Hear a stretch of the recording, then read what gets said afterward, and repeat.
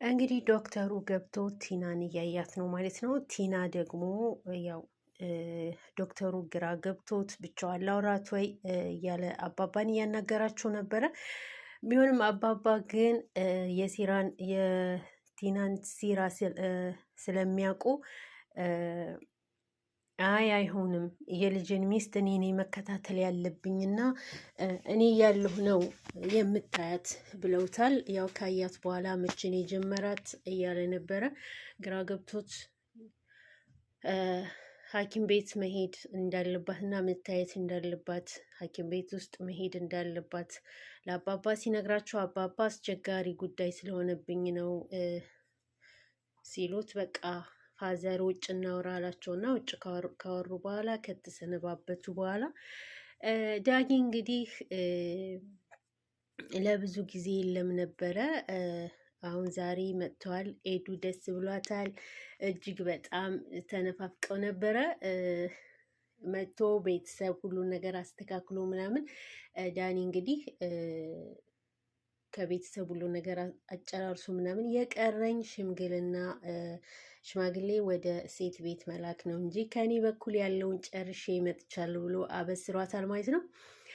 እንግዲህ ዶክተሩ ከወጣ በኋላ ቲና ወደ ተመስገን ደውላ ነበረ ዶክተር እንዳመጡና ነገራቶች እንደከረሩባት እና ይህን ዶክተር ደግሞ ተከታትሎ እንዲይዝላት በነገረችው መሰረት ከአባባ ጋር ዶክተሩ ተሰነባብቶ ከሄደ በኋላ አባባ ደግሞ እነ ኤደንን እና ዳኒን ሰላም ካሉ በኋላ ዳኒን ወደ ቤት እንኳን በሰላም መጣህ ካሉት በኋላ እነሱ ወደ ቤት ሲገቡ ዶክተሩን እንግዲህ ተከታትሎ ጸጥ ባለ ቦታ ላይ ይዞ ወደ ቤቱ ነበር የወሰደው ማለት ነው። ተመስገን አቶ ተመስገን እንግዲህ እጅግ በጣም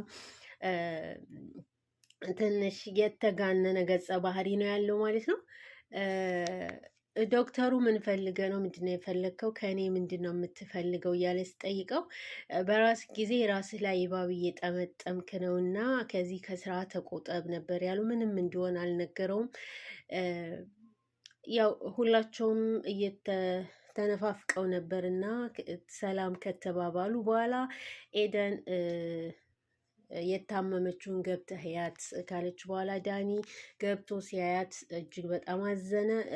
አውቃ አይመስለኝም፣ ምክንያቱም ቢያንስ እኔን እንኳ ስታይ አታስመስልም ነበረ ብሎ በቃ እንግዲያውስ እንደዛ ከሆነ ወደ ሳሎን እንውሰዳት ብላ ደግፈው ወደ ሳሎን ከወሰዷት በኋላ የሚያደርጉትን ነገር ሁሉ እያየች እንግዲህ በውስጧ እርር ድብን እያለች ነበረ። ቲና አሳያችኋለሁ እያለች ነበር። ቢሆንም ትንሽ እንቅልፍ ሸለብ ያደረጋት አስመስላ እያዳመጠች ነበረ። አባባ እንግዲህ ይቺ ልጅ እንቅልፍ ወሰዳት መሰለኝ ወደ ክላሷ ልውሰዳት ሲል ሁሉም አይ እኔ ልውሰዳት ቢል ዳኒም አይ አባባ አንተ ደክሞሃልና እኔ ልውሰዳት አሉ። ወደ ክላሷ አስገብተው ካስተኟት በኋላ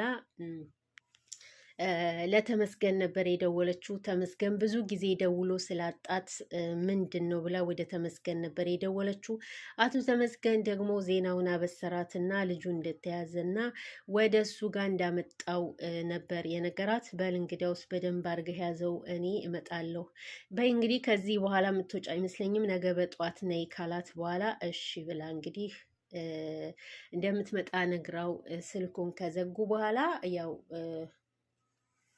በጠዋት ክላሷ ልታጸዳ ወደ ክላሷ ከገባች በኋላ ትሁት እንግዲህ ወደ ቲና ክፍል ቀስ ብላ በተኛችበት ስገባ ነቃችና አይ እንዴት ልጥራት እያልኩኝ ነበር፣ እንኳን የመጣሽ ነበር ያለቻት። ያው ቲና ትሁትን በእህቷ እያስፈራራቻት ስለሆነ እንግዲህ የፈለገችውን ነገር በትሁት በኩል ነው እንትን የምትለው ማለት ነው። አሁን በይ ቤተ ክርስቲያን ልውሰዳት በይና ከዚህ ከቤት አውጭኝ፣ የሆነ የምንሄድበት ቤት አለን ነበር ያለቻት። ቢሆንም ቁርስ ላቅርብና ስትላትምም አልሰማቻትም። እንደውም ፀጉሯን ይዛ ወደ መሬት ነበር የደፈቀቻት ማለት ነው። የእሷም የምታስፈራራባት ነገር ስለነበረ ትሁት ምንም ነገር አላለችም። አሚን ብላን የተቀበለችው። እንግዲህ ነጠላ ለብሰሽ ነይ ስላለቻት ነጠላ ለብሳ መጥታ ትሁት እንግዲህ ቲናን ይዛ ስትወጣ ሁሉም ደነገጡና ሳሎን ላይ ቁጭ ብለው ስለነበረ እንዴ ትሁት የት ልትሄጂ ነው ብለው ሲላት ቤተ ክርስቲያን ላድርሳት እስኪ ቤተ ክርስቲያን ዘይራ ትምጣ ነበር ያለችው። ኤዱም እንግዲህ ትሁት ቲና ቤተ ክርስቲያን በቁማል ሄደችውን ታማ እንዴት ነው የምትሄደው እያለች ሁሉም እየተሳለቁ ነበረ። አባባ ግን ግራ ገብቷቸው በአግርሞት እያዩቸው ነበር ማለት ነው። እንግዲህ ቲና ከቤት ከወጣች በኋላ ነጠላዋንም ጥላ እየዘለለች ነበረ። ታፍኜ ነበር የቆየሁት እያለች እየዘለለች ነበር። ኧረ እባክሽ አንቺ ልጅ ምን እያደረግሽ ነው? ወዴትስ ነው የምንሄደው? ስትላት እንግዲህ በዛው በምላሷ ምን አገባሽ? የትስ በወስድሽ ለአንቺ መልስ ልሰጥ ነው እንዴ? እያለች እያመነጫጨቃቻት ነበረ። በዛ መሀልም እንግዲህ የወሰደቻት ተመስገን ቤት ዶክተሩ ወደ ታገተበት ቦታ ነበር ማለት ነው። ትሁት ይህንን ስታይ እጅግ በጣም ደነገጠች እና ምን እያደረጋችሁ ነው? ለምንድን ነው ሲያገታችሁት? ይሄ ሰውዬ ምን ያርጋችሁ? እያለች ነበረ ስትጮህ የነበረው። ተመስገን ግን እንዴት እዚህ ቤት ይዘሻት ትመጫለሽ? ለምን ነው ይዘሻት የመጣሽው? ነበረ ያላት። ተመስገን እጅግ በጣም ደንግጦ ነበረ ትሁት ይሄንን ሲያደርግ ስላየችው ማለት ነው። ከየት መጡ ሳይባል እንግዲህ አባባ በሩን ገፍትረው ከገቡ በኋላ